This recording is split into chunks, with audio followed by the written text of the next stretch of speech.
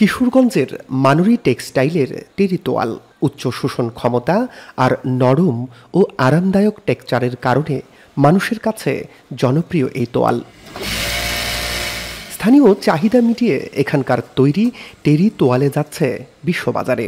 যুক্তরাষ্ট্র, যুক্তরাজ্য, কানাডা ও সৌদি আরবে হোটেল, হাসপাতাল থেকে শুরু করে সাধারণ মানুষের ঘরে স্থান করে নিয়েছে টেরি তোয়াল। তোয়াল তৈরি করে প্রতি মাসে প্রতিষ্ঠানটি আয় করছে $5 লাখ বেশি। কর্মসংস্থান হচ্ছে কয়েকশো মানুষের। টাকা কাজ করলে তো আরো বেশি খরচ হইতো।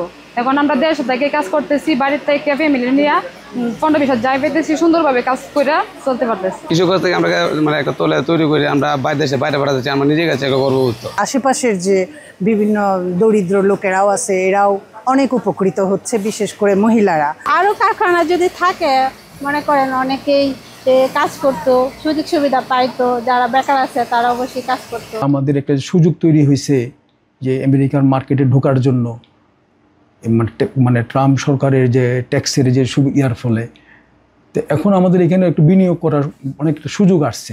স্থান সংকুলন না হওয়ায় উৎপাদন বাড়াতে পারছে না প্রতিষ্ঠানটি।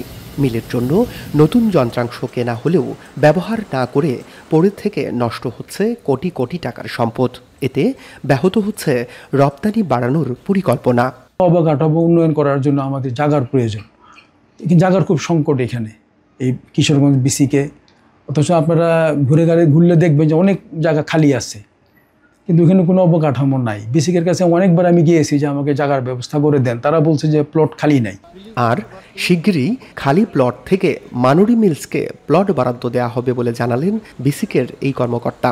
আমাদের রুগ্ন বন্ধ শিল্প যে এলএসি মিটিংয়ে উঠলে কোনো প্লট তো খালি নাই, যদি ওইখানে মিটিংয়ের ব্যবস্থা হয় তারপরে খালি হলে উনি প্লট পাবে।